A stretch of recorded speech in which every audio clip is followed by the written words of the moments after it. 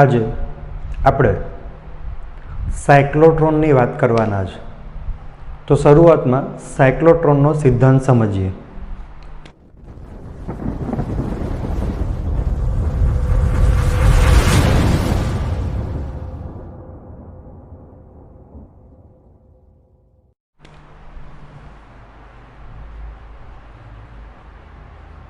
Cyclotron એનો સિદ્ધાંત સમજવા માટે આકૃતિમાં દર્શાવ્યા પ્રમાણે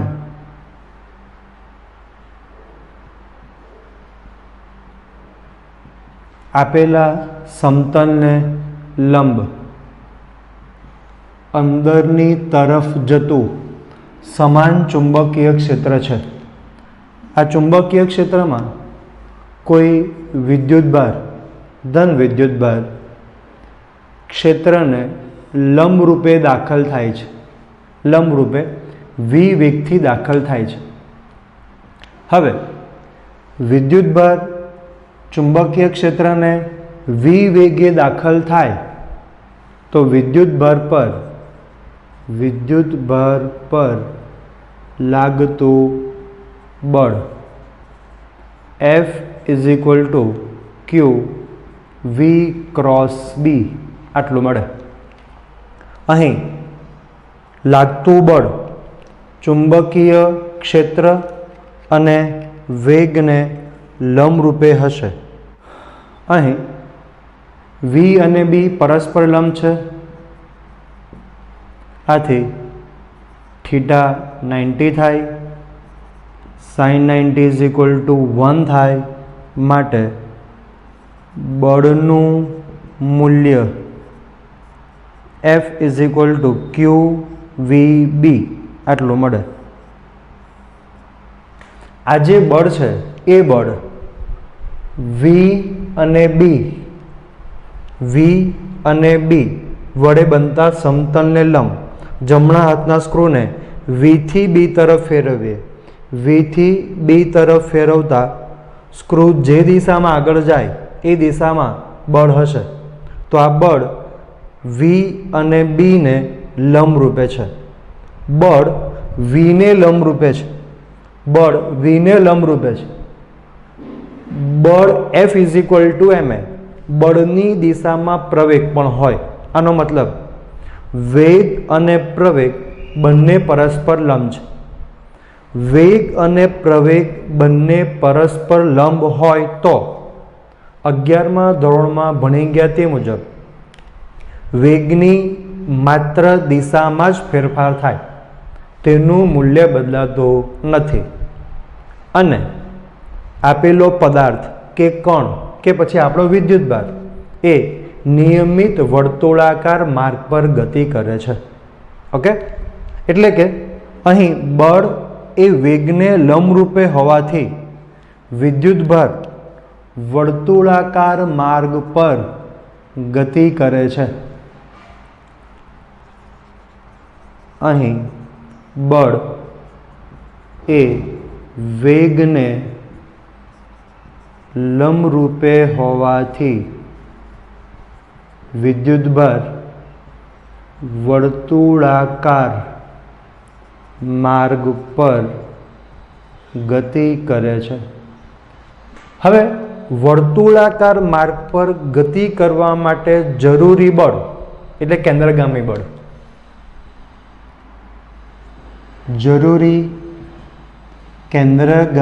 બળ, mv²/r આ કોણ પૂરું પાડશે? લાગતું ચુંબકીય બળ। ચુંબકીય બળ આટલું જરૂરી કેન્દ્રગામી બળ પૂરું પાડે છે QVB। એક V ઉડી જાય તો mv/r QB થાય। R ને સામે લઈ જઈએ, QB સામે લઈ આવીએ તો mv/QB આવું એક સમીકરણ મળે। એટલે કે વિદ્યુતભાર જ્યારે V વેગથી સમાન ચુંબકીય ક્ષેત્રમાં લંબરૂપે દાખલ થાય તો તે R ત્રિજ્યાના વર્તુળાકાર માર્ગ પર પરિભ્રમણ કરે છે। ઓકે, વર્તુળાકાર માર્ગ પર ગોળ ગોળ ફરે છે. હવે દળ અને વેગના ગુણાકારને વેગમાન કહેવાય. બરાબર છે. એટલે વેગ વધે, વેગમાન વધે, વેગમાન વધે, ત્રિજ્યા વધે છે. બરાબર છે. આપણે આવું કહી શકીએ કે વેગ v વધે, વેગમાન વધે, વેગમાન વધે, ત્રિજ્યા વધે. આગળ વધીએ. હવે આપણે આ પણ જાણીએ છીએ કે v is equal to R omega. તો સમીકરણમાં v ની કિંમત મૂકીએ માટે r is equal to m, v is equal to R omega. r જાય તો omega is equal to q સામે લઈ ગયા, b સામે ગયા, m સામે ગયા અને કોણીય આવૃત્તિ કહે છે. કોણીય આવૃત્તિ ઇઝ ઇક્વલ ટુ 2πf. આ બંને સમીકરણને સરખાવીએ તો 2πf is equal two QB અપન m મળે. f is equal two QB, 2π સામે લઈ જાઓ, 2πm અને આવૃત્તિ કહે છે. આજે મળ્યું અને આપણે સાયક્લોટ્રોનની કોણીય આવૃત્તિ કહીશું તો આને સાયક્લોટ્રોનની આવૃત્તિ કહીશું. હવે સાયક્લોટ્રોન માટેનો જે સિદ્ધાંત છે એ સિદ્ધાંત આવો છે. સિદ્ધાંત કે જ્યારે ક્યુ વિદ્યુતભાર v વેગથી સમાન ચુંબકીય ક્ષેત્રમાં લંબ રૂપે દાખલ થાય છે ત્યારે તેનો વેગ વધે તો વેગમાન વધે, વેગમાન વધે તો ત્રિજ્યા વધે, પરંતુ આવૃત્તિ હંમેશા અચળ જ મળે છે. આપણે જોઈ શકીએ છીએ કે ગતિ દરમિયાન વિદ્યુતભાર દળ બદલાશે નહીં.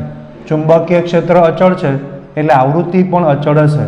એટલે વેગ વધે, વેગમાન વધે, ત્રિજ્યા વધે, છતાંય આવૃત્તિ બદલાવાની નથી. આવૃત્તિ અચળ જ મળશે. આવૃત્તિનું અચળ રહેવું અને સાયક્લોટ્રોનનો સિદ્ધાંત કહેવામાં આવે છે. આવૃત્તિના વ્યસ્તને આવર્તકાળ કહેવામાં આવે છે. f is equal two QB અપન 2πm. તો આપણને સાયક્લોટ્રોનનો આવર્તકાળ મળ્યો. એટલે કે આટલા સમયમાં વિદ્યુતભાર એક વર્તુળ અથવા તો એક પરિભ્રમણ પૂર્ણ કરે છે. બરાબર છે. તો આપણે વાત કરી સાયક્લોટ્રોનની. આ સાયક્લોટ્રોન કેવું આવશે તો હવે એની રચનાની વાત કરીએ. ઓકે, હવે સાયક્લોટ્રોનની રચનાની વાત કરીએ. સાયક્લોટ્રોન કઈ રીતે બને છે તેની રચના. સાયક્લોટ્રોન બનાવવા માટે બે ડી આકાર લેવામાં આવે છે. બે ડી આકાર. ડી આકારને લખાશે એવું, પણ આપણે જે ડી બોલીએ છીએ ડી એના જેવો આકાર લેવાનો, પણ આ આકાર અંદરથી પોલો હોવો જોઈએ. તો આ કેવું હશે એ સમજવા માટે એક્ઝામ્પલ આપું છું. સમજી લો કે આપણા ઘરમાં જે થાળી હોય, બે થાળી, એ થાળીને આપણે એમ મૂકી દઈએ તો એક વર્તુળ જેવું બની જાય જે પોલું છે. જસ્ટ ઇમેજિન કે કાતર છે ને કાતર વડે આપણે વચ્ચેથી કાપી નાખ તો બે એક્ઝેક્ટ પોલા ડી મળી જાય. એટલે બુકમાં કીધું છે એ પ્રમાણે બે ડી આકારના પોલા નળાકાર લેવાના છે. બરાબર છે. આ રીતના આ એક ડી અને આ બીજો ડી જે અંદરથી પોલા છે. આ ટોપ વ્યૂ છે. સાઈડ પરથી જોઈએ તો આપણને આવું દેખાશે, આ એક ડી અને આ બીજો ડી. હવે એ બંને વચ્ચે અમુક પરિમિત નાનું વસ્તુ અંતર રાખવાનું છે, અડાવીને રાખવાના નથી. તેમને એસી સપ્લાય સાથે જોડવાના છે, એસી ઉદ્ગમ સાથે જોડવાના છે. ત્યાર પછી તેમને સમાન ચુંબકીય ક્ષેત્રમાં મૂકવા માટે બે ચુંબકોની વચ્ચે મૂકવામાં આવે છે. એટલે સમજો કે આ નોર્થ પોલ છે તો આ સાઉથ પોલ છે, તો ચુંબકીય ક્ષેત્ર આ દિશામાં હશે, આ રીતે. તો અહીંયા નોર્થ પોલ છે તો પાછળ સાઉથ પોલ છે, તો ચુંબકીય ક્ષેત્ર આપેલા સમતલને લંબ અંદરની તરફ છે. આપણે એક્ઝામમાં આપેલું સમતલ નહીં લખવાનું, એક્ઝામમાં એવું લખવાનું જવાબ વહીના પાનાને લંબ અંદર તરફ ચુંબકીય ક્ષેત્ર છે.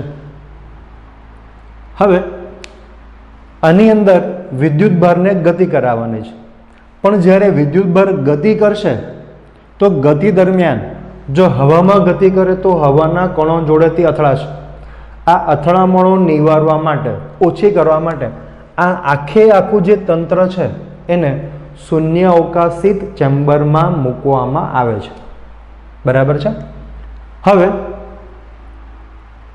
અહીંયા એક સમજી લો વિદ્યુતભાર છે, આપણે સાથે સાથે એની કાર્ય પદ્ધતિની પણ વાત કરતા જઈએ. અહીંયા એક ધન વિદ્યુતભાર છે. ધારો કે બિંદુ P પર ધન વિદ્યુતભાર, આપણે પ્રોટોન લઈ લેવાનો સમજણ માટે છે. આ બિંદુ P પ્રોટોન છે. હવે એસી, પહેલી વાત તો એસી એટલે શું? એક એવું ઉદ્ગમ, એક એવો સ્થિતિમાન, એક એવો પ્રવાહ કે જે અમુક સમય માટે ધન મળે, અમુક સમય માટે ઋણ મળે. એસી એટલે ફૂલ ફોર્મ જોઈએ તો ઓલ્ટરનેટ કરંટ થાય. ઓલ્ટરનેટ કરંટ એટલે અમુક સમય માટે તે ધન મળે અને અમુક સમય માટે તે ઋણ મળે. જેટલા સમય માટે તે ધન મળે એટલા સમય માટે તે ઋણ મળે, અને એસી કહેવાય, ઉલટ સુલટ પ્રવાહ. બરાબર છે.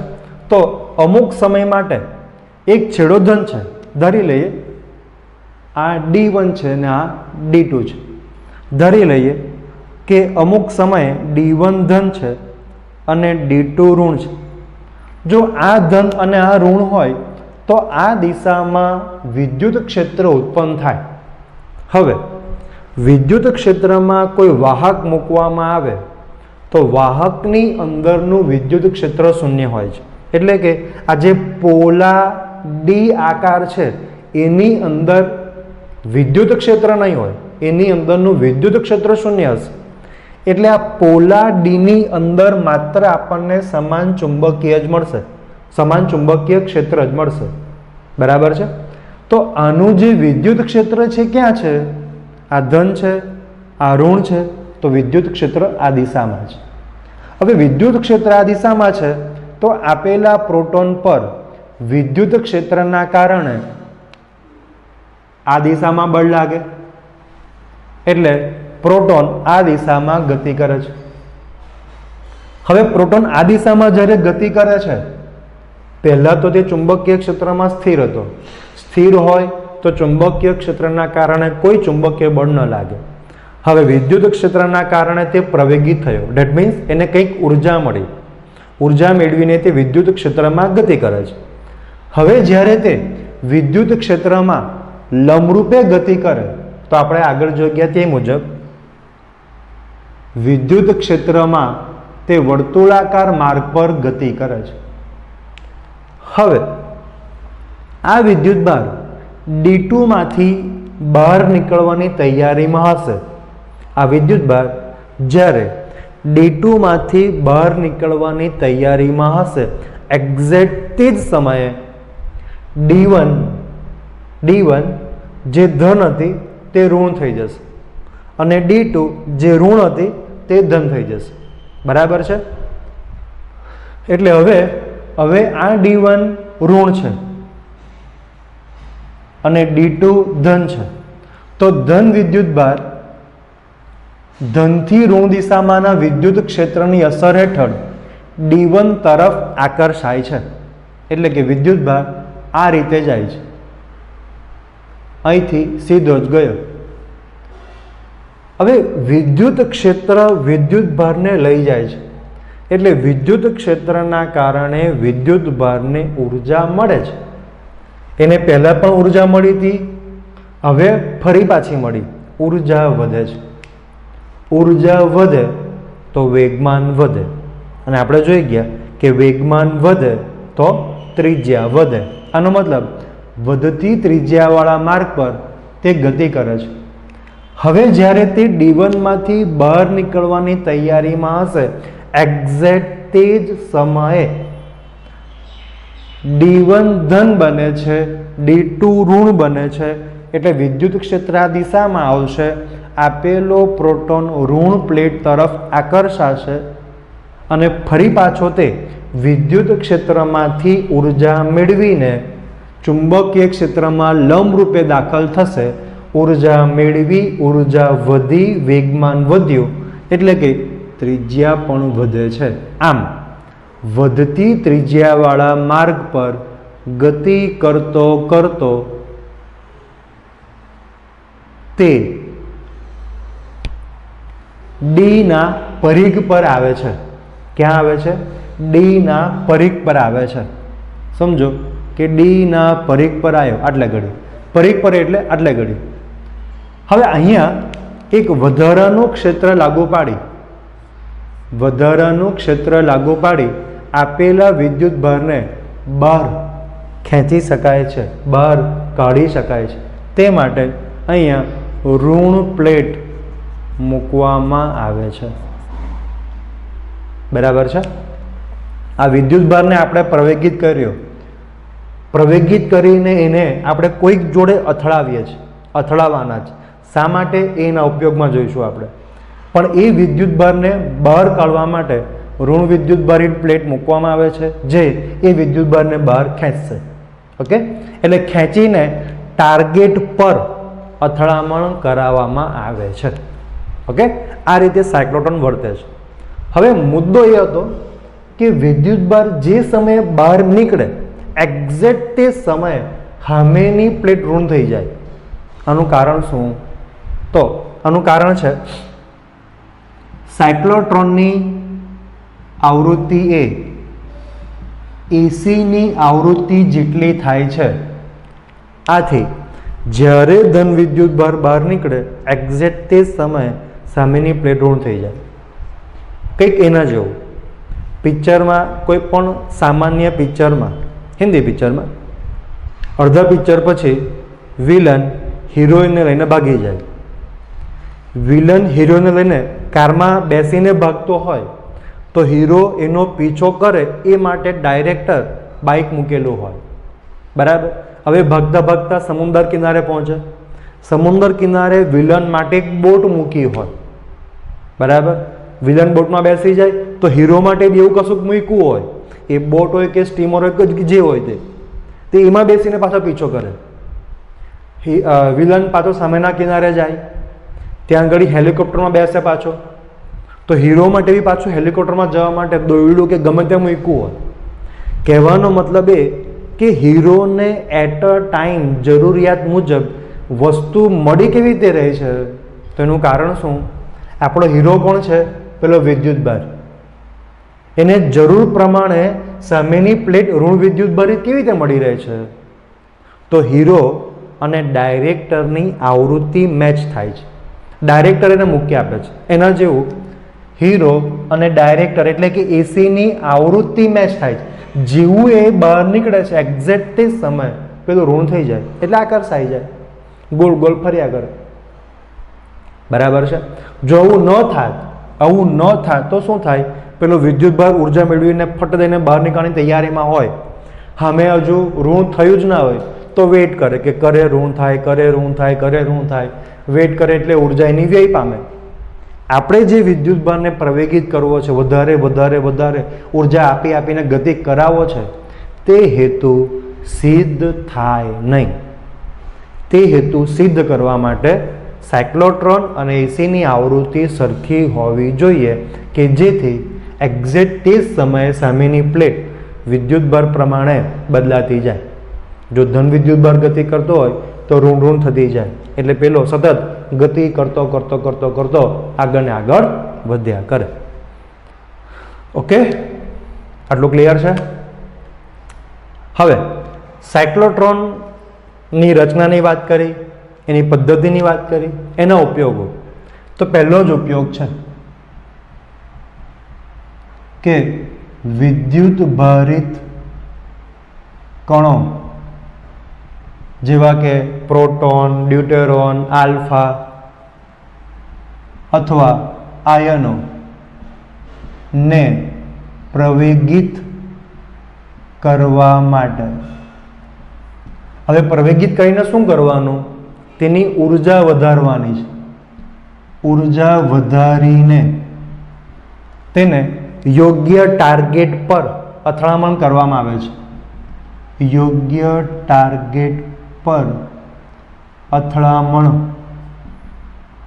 કરાવી શકાય. પણ આવું કરીને કરીશું શું આપણે? તો આપણે અલગ અલગ પ્રકારના તત્વો બનાવવા છે, કૃત્રિમ તત્વો. જેવી રીતે આપણને રેડિયો એક્ટિવ તત્વો જે કુદરતમાં મળી આવતા હોય, એમાં કંઈક આપણે નવું કરવું હોય તો બરાબર. નવું કરવું તો એવું થોડું થાય કે એક પદાર્થ લીધો બીજો પદાર્થ લીધો મિક્સ કર્યો, એમ ચમચી વડે લાવ્યું મિક્સ થઈ ગયું, એવું ના થાય. તો એની માટે શું કરવું પડે? ઇન્જેક્ટ કરવું પડે.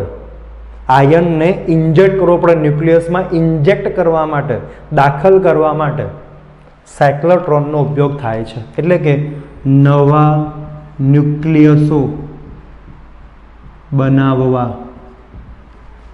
રેડિયો એક્ટિવ તત્વો, જેનો ઉપયોગ મેડિકલમાં કરવામાં આવે છે. બીજું,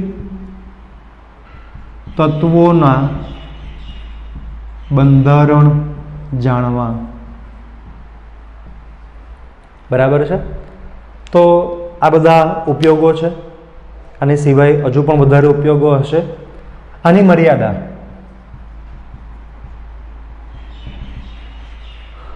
પહેલી જ મર્યાદા છે કે અહીંયા ઇલેક્ટ્રોન જેવા હલકા કણોને પ્રવેગિત ન કરી શકાય. કારણ શું? F is equal two QB/2πm. દળથી હલકો હોય તો આવૃત્તિ ખૂબ મોટી થાય. આવૃત્તિ ખૂબ મોટી થાય તો એટલી મોટી એસીની આવૃત્તિ આપણે બનાવવી પડે, જે મુશ્કેલ છે. એટલા માટે ઇલેક્ટ્રોન જેવા હલકા કણો આમાં પ્રવેગિત કરી શકાશે નહીં. બીજું, અમુક વાર વેગ વધતા વધતા વધતા એ પ્રકાશના વેગ જેટલો થઈ જાય તો તેનું દળ વધવા માંડે છે. રિલેટિવિટી, થિયરી ઓફ રિલેટિવિટી, સાપેક્ષવાદ અનુસાર દળ વધે છે. અને દળ વધે તો પાછું પેલું આવૃત્તિ સરખી ના થાય, અને સરખી ના થાય તો યોગ્ય રીતે પ્રવેગિત ના કરી શકાય.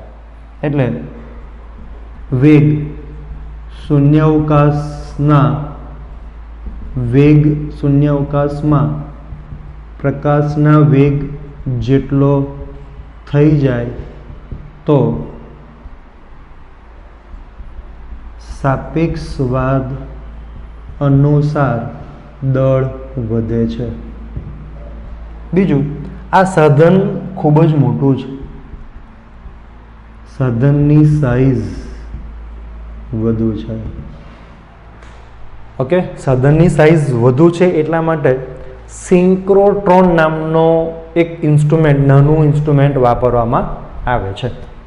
ઓકે, આપણે જે વાત કરી કે જ્યારે ગતિ કરે છે તો વિદ્યુત ક્ષેત્ર એને ઉર્જા આપે છે. વિદ્યુત ક્ષેત્રના કારણે ઉર્જા મળે છે. તો ત્રિજ્યાનું સમીકરણ છે R is equal two mv/qb. mv is equal two વેગમાન. ગતિ ઉર્જા k is equal two p²/2m, 1/2 mv².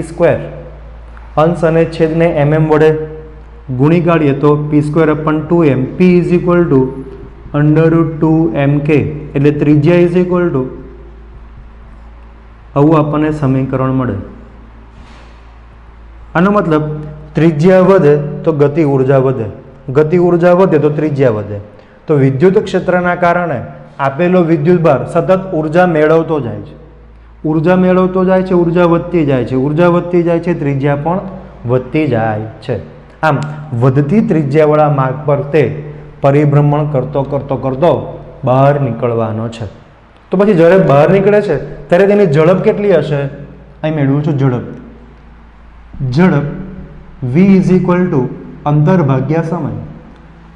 એક પરિભ્રમણ એટલે 2πr, સમય એટલે આવર્તકાળ, આવર્તકાળ એટલે આવૃત્તિનો વ્યસ્ત 2πm/qb. 2π ગયા તો qbr/m. આટલી ઝડપે તે સાયક્લોટ્રોનમાંથી બહાર નીકળશે. જો મને ઝડપ મળી જાય તો આ સમીકરણનો ઉપયોગ કરીને ગતિ ઉર્જા પણ મેળવી શકાય છે. 1/2mv², 1/2m v qbr/m આખાનો વર્ગ. એ કેમ ઉડી જાય તો q²b²r²/2m આટલી ગતિ ઉર્જા મળે. બરાબર છે. આપણે એવી વાત કરી સાયક્લોટ્રોનમાં કે વિદ્યુતભાર ચુંબકીય ક્ષેત્રને લંબરૂપે દાખલ થાય છે તો શું થઈ ગયું તે આપણે જોયું. પણ લંબરૂપે દાખલ ન થાય તો ધારો કે આ ચુંબકીય ક્ષેત્ર છે XYZ. જો વિદ્યુતભાર ચુંબકીય ક્ષેત્રને થીટા ખૂણે દાખલ થાય એટલે કે V અને B પરસ્પર લંબ નથી તેવા કિસ્સામાં વેગના બે ઘટક મળે. આ રીતે આ ઘટક થશે v cos θ, આ ઘટક થાય v sin θ. v cos θ એ ચુંબકીય ક્ષેત્રને સમાંતર ઘટક છે. હવે આપણે જાણીએ છીએ કે F q v cross b. બળ લાગવા માટે બંને એક જ દિશામાં હોવા ના જોઈએ. એટલે અહીંયા બંને એક જ દિશામાં છે તેથી ચુંબકીય બળ શૂન્ય થાય. બરાબર છે. એટલે આ વેગના કારણે આપેલો વિદ્યુતભાર વર્તુળાકાર ગતિ કરશે નહીં અથવા તો ચુંબકીય બળ અનુભવશે નહીં. હવે આ એક વેગ છે જે ચુંબકીય ક્ષેત્રને લંબ ઘટક છે. હવે આપણો વેગ કેવો હોવો જોઈએ? ચુંબકીય ક્ષેત્રને લંબ રૂપે હોવો જોઈએ. તો F q v b. v v sin θ into b. આમ લાગતું બળ q v b sin θ આટલું બળ લાગે. બરાબર છે. આટલા બળના કારણે તે વર્તુળાકાર ગતિ કરશે. એટલે આ ઘટક વર્તુળાકાર ગતિ કરાવે છે. આ ઘટક પર કોઈ બળ લાગતું નથી એટલે આ ઘટક રેખીય ગતિ કરાવે છે. આનો મતલબ કે વિદ્યુતભાર રેખીય ગતિ કરે છે અને આના કારણે વર્તુળાકાર ગતિ પણ કરે છે. એટલે કે બે ભેગી વર્તુળાકાર ગતિ કરતો કરતો તે રેખીય ગતિ કરે છે. એટલે વિદ્યુતભારની ગતિનો માર્ગ હેલિકલ મળશે. કેવો મળશે? હેલિકલ મળશે. આ હેલિકલ માર્ગ, હેલિકલ એટલે સર્પિલાકાર, હેલિકલ માર્ગની ત્રિજ્યા કેટલી હશે? તો ત્રિજ્યાનું સમીકરણ છે ત્રિજ્યા r mv/qb. તો v v sin θ આટલું મળે. ઓકે. તો આ થઈ ત્રિજ્યા. આને આપણે કહીશું હેલિકલ માર્ગની ત્રિજ્યા.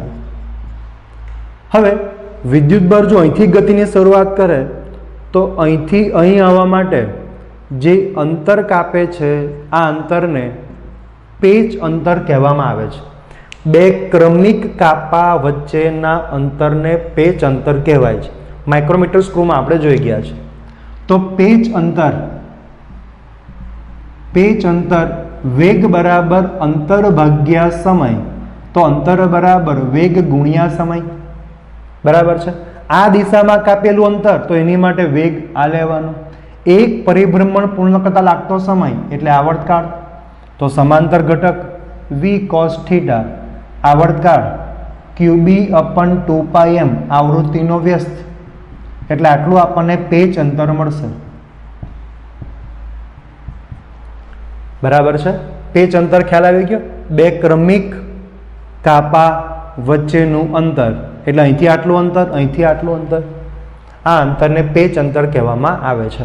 તમે આવું પણ લખી શકો છો 2πmv cos θ ભાગ્યા qb. બરાબર છે. એટલે જ્યારે લંબરૂપે હોય તો માત્ર વર્તુળ ગતિ થાય છે, પણ લંબરૂપે ના હોય તો વર્તુળાકાર ગતિ કરતો કરતો તે રેખીય ગતિ કરે છે, એટલે કે આપણને હેલિકલ માર્ગ મળે છે. ઓકે.